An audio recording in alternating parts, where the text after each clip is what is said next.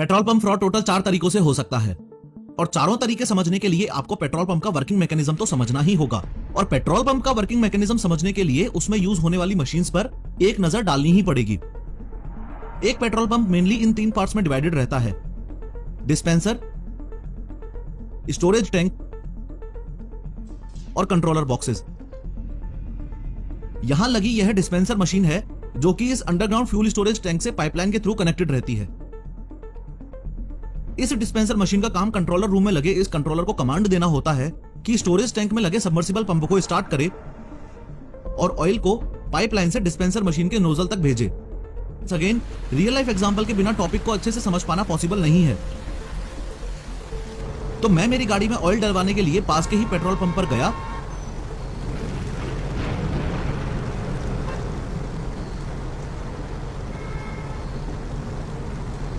और मैंने petrol pump पर लगी हुई इस डिस्पेंसर मशीन के पास गाड़ी लगा दी।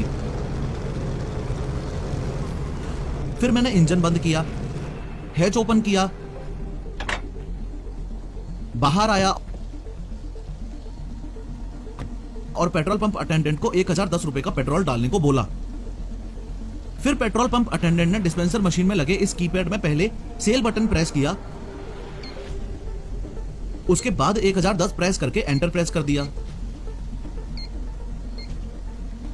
उसके बाद नोजल उठाते ही अटेंडेंट ने मुझे बोला कि जीरो चेक कर लो। यहां एक छोटा सा कैच है, ध्यान से समझना। अगर आप कभी नोटिस करोगे तो पहले आपको डिस्पेंसर मशीन के डिस्प्ले में हर जगह 8888 दिखेगा, फिर डिस्प्ले यूनिट में ब्लिंक होगा और उसके बाद में जीरो आएगा। यहां प्रॉब्लम यह है कि इस बात की कोई गारंटी नहीं है कि 8888 के बाद 0000 आए ही। अगर 8888 रह गया तो आपसे पहले जिस बंदे ने पेट्रोल भरवाया होगा रीडिंग वहां से कंटिन्यू हो जाएगी।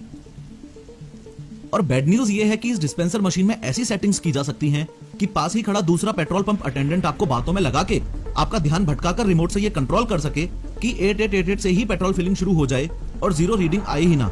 इन शॉर्ट, जब भी आप रिफ्यूलिंग के लिए पेट्रोल पंप विजिट करो तो पेट्रोल पंप फ्रॉड से बचने के लिए डिस्पेंसर मशीन के इस डिस्प्ले में जीरो का बहुत खास ध्यान रखना है। एनीवेज, फर्दर अटेंडेंट ने नोजल को कार के फ्यूल टैंक में डाला और नोजल के लैच को जैसे ही प्रेस किया तो स्पीड से पेट्रोल डलना शुरू हो गया।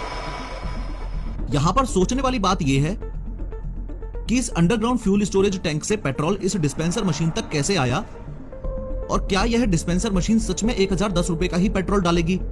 तो क्यों ना जब तक गाड़ी में पेट्रोल फिल हो रहा है तब तक नेक्स्ट पेट्रोल पंप फ्रॉड को समझने से पहले इस फिलिंग स्टेशन का वर्किंग मैकेनिज्म समझा जाए। पेट्रोल पंप काम कैसे करता है यह समझने के लिए पहले आपको यह समझना होगा कि यहां लगी मशीन्स आपस में कैसे कनेक्टेड रहती हैं। ये जो डिस्पेंसर मशीन आप देख रहे हो ये इलेक्ट्रिसिटी से चलती है। डिस्पेंसर मशीन पास में ही बने इस अंडरग्राउंड फ्यूल स्टोरेज टैंक से पाइपलाइन के थ्रू कनेक्टेड रहती है। इस पाइपलाइन से पेट्रोल स्टोरेज टैंक से मशीन के नोजल तक आता है। पेट्रोल को स्टोरेज टैंक से डिस्पेंसर मशीन तक पहुंचाने का काम कंट्रोलर रूम में लगे इस आइसोट्रोल बॉक्स का है। आइसोट्रोल बॉक्स वायर से डिस्पेंसर मशीन और फ्यूल स्टोरेज टैंक में लगी इस एसटीपी नामक डिवाइस से कनेक्टेड रहता है। इस आइसोट्रोल बॉक्स का काम डिस्पेंसर मशीन की कमांड को रिसीव करके स्टोरेज टैंक पर लगी एसटीपी डिवाइस को कमांड देना होता है। पेट्रोल पंप अटेंडेंट ने जैसे ही कीपैड से एंट्री करने के बाद नोजल को उठाया तो डिस्पेंसर के लोअर कंपार्टमेंट में लगे इस बूट स्विच ने कंट्रोल रूम में लगे इस आइसोट्रोल बॉक्स को सिग्नल भेजा कि डिस्पेंसर मशीन तक ऑयल पहुंचाओ। जैसे ही कंट्रोलर बॉक्स का सिग्नल एसटीपी को मिला तो स्टोरेज टैंक में लगी सबमर्सिबल पंप ऑटोमेटिकली चालू हो गई। सबमर्सिबल पंप में लगी प्रोपेलर ने घूमना शुरू किया और ऑयल को टैंक से उठाकर पाइप में ऊपर की ओर प्रेशर से भेजना शुरू कर दिया। यहां फ्यूल स्टोरेज टैंक की बात चल ही रही है तो दूसरे टाइप का पेट्रोल पंप फ्रॉड भी आपको समझा ही दूं। इस बात में कोई दो राय नहीं है कि पानी, नेफ्था और व्हाइट केरोसिन जैसे सब्सटेंसेस का यूज करके इस फ्यूल स्टोरेज टैंक में मिलावट बिल्कुल हो सकती है। लेकिन गुड न्यूज ये है कि आपके पास ये राइट है कि आप कभी भी पेट्रोल पंप मैनेजर को अप्रोच करके फिल्टर पेपर टेस्ट और डेंसिटी टेस्ट करवा सकते हो। फिल्टर पेपर टेस्ट और कुछ नहीं, बस फ्यूल की प्योरिटी चेक करने का तरीका है। इस टेस्ट में फिल्टर पेपर पर पेट्रोल की कुछ बूंदें डाली जाती हैं। अगर पेट्रोल में मिलावट है तो ये पेट्रोल फिल्टर पेपर पर इस तरह का दाग बनाता है और अगर नहीं है तो फिल्टर पेपर पर बिना कोई दाग छोड़े पेट्रोल इवेपोरेट हो जाता है। डेंसिटी टेस्ट में अगेन पेट्रोल की थर्मोमीटर और हाइड्रोमीटर से डेंसिटी चेक की जाती है। प्योर पेट्रोल की डेंसिटी 710 केजी पर मीटर क्यूब से 770 केजी पर मीटर क्यूब तक रहती है। आप जब पेट्रोल रिफिल करवाते हैं तो डिस्पेंसर मशीन के डिस्प्ले सेक्शन में यहां पर भी डेंसिटी लिखी रहती है, कभी नोट करना। फ्यूल स्टोरेज टैंक के मिलावट के कॉन्सेप्ट से संबंधित आपको यह भी पता होना चाहिए कि ये एटीजी है, यानी कि ऑटोमेटिक टैंक गेज। ये एक मेटल की स्टिक होती है जिस पर ये 2 फ्लोट्स होते हैं। इनका काम स्टोरेज टैंक में ऑयल और वाटर लेवल को नापना होता है।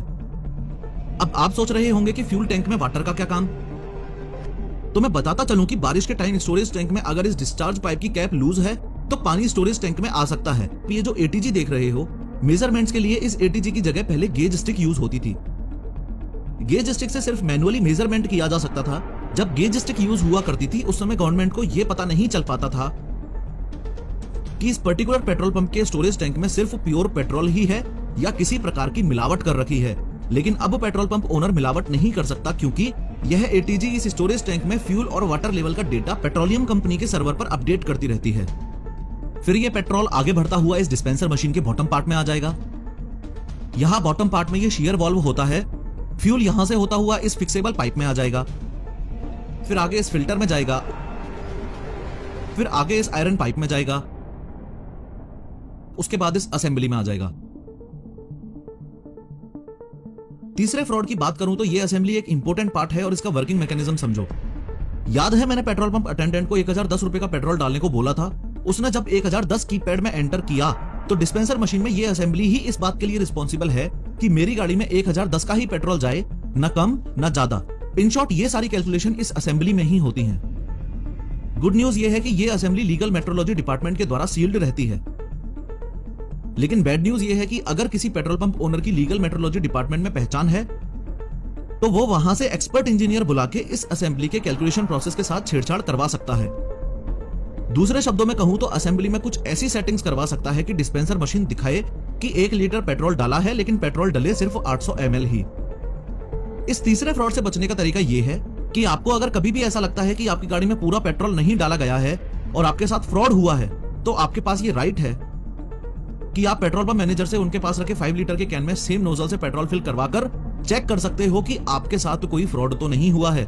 एनीवेज, इस असेंबली से आगे बढ़ते हुए ये पेट्रोल सीधा सोलोनॉइड असेंबली में जाएगा।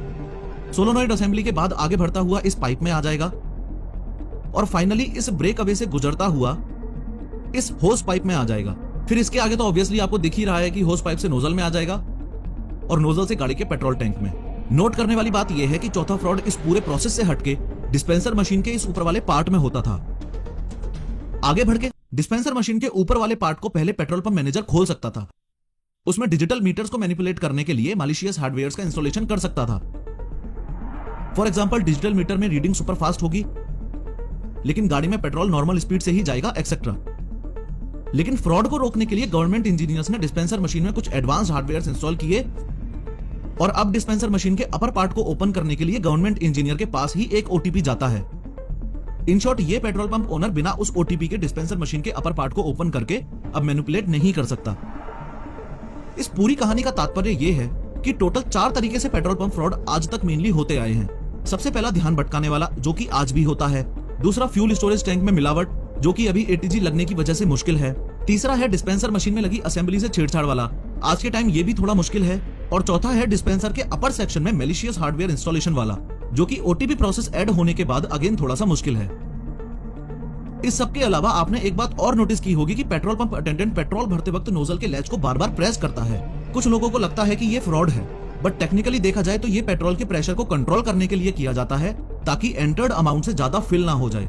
दूसरे शब्दों में बोलूं तो अगर डिस्पेंसर में लगी इस असेंबली के साथ छेड़छाड़ नहीं की गई है तो नोजल को प्रेस करने से अमाउंट ऑफ फ्यूल एंटर्ड में कोई भी फर्क